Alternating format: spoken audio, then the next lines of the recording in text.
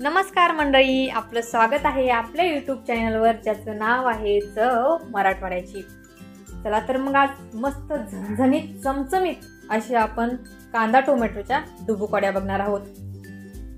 रोज त्याच भाज्या खाऊन कंटाळा आलाय, त्यासाठी आपण मस्त अशी भाजी बघणार आहोत। चला तर मग सुरू करूयात।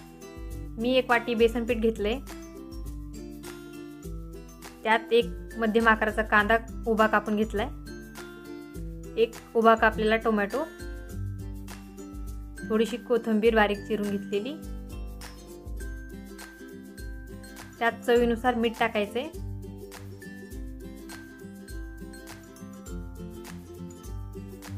लाल तिखट टाकून घेऊया, थोडंसं मोहरी, जिरं आणि हळद, आणि थोडं पाणी घालून आपल्याला ते मिक्स करून घ्यायचे। थोडं पाणी टाकून घ्यायचंय, एकदमच नाही टाकायचंय, नाहीतर मग एकदमच जास्त पातळ होऊन जातं।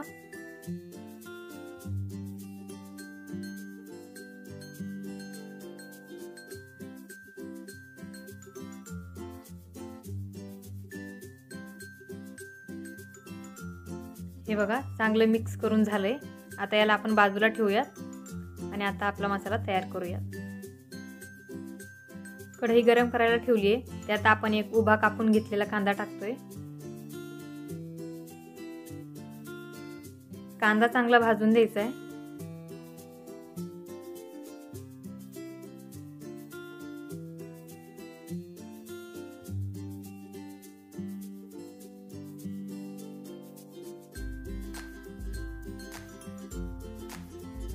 कांद्यामध्ये थोडंसं तेल टाकून घेऊयात।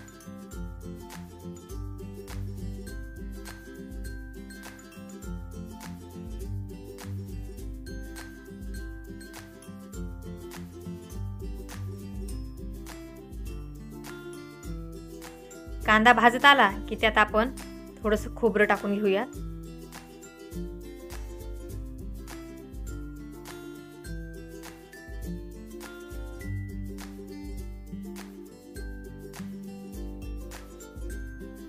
कांदा आणि खोबरं आपलं चांगलं भाजून झाले, आता आपण ते काढून घेऊयात।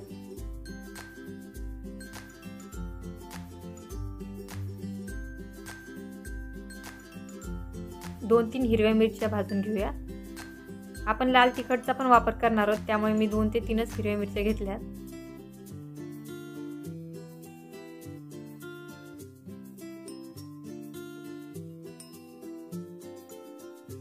हिरव्या मिरच्या चांगल्या भाजल्यात, आता काढून घेऊयात।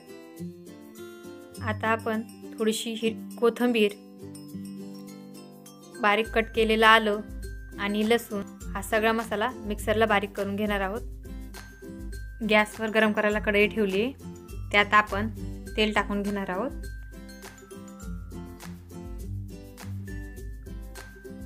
तेल गरम झालं की त्यात आपण थोडंसं जिरं टाकणार आहोत, थोडीशी मोहरी,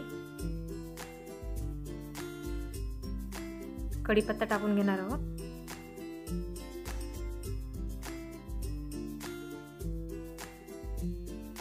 आता आपल्याला मिक्सरला बारीक केलेला मसाला तो टाकून घ्यायचा आहे। मसाला चांगला तेलात परतून द्यायचा आहे।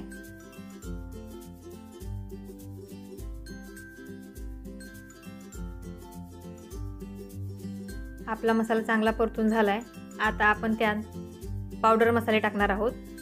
मिरची पावडर टाकूयात, गरम मसाला टाकून घेऊयात, धने पावडर टाकूयात, आंबारीचा कांदा लसूण मसाला टाकणार आहोत। आता सगळे मसाले चांगले मिक्स करून घेऊयात। हे सगळे मसाले चांगले परतून द्यायचे आहेत। आता आपण थोडीशी हळद टाकून घेऊया।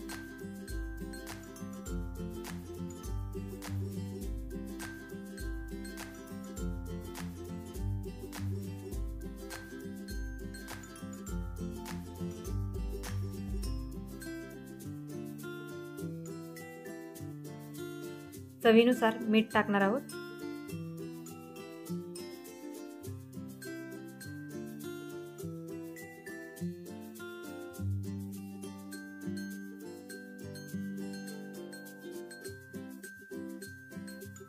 मसाला चांगला परतून झाला आहे. आता आपण त्यात पाणी टाकून घेणार आहोत.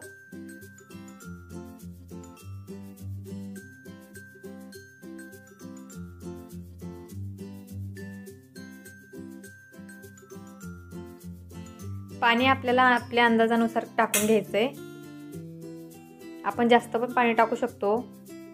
आत्ता जरी रस्सा हा पातळ दिसत असला तरीही नंतर हा भरपूर घट्ट असा रस्सा तयार होतो.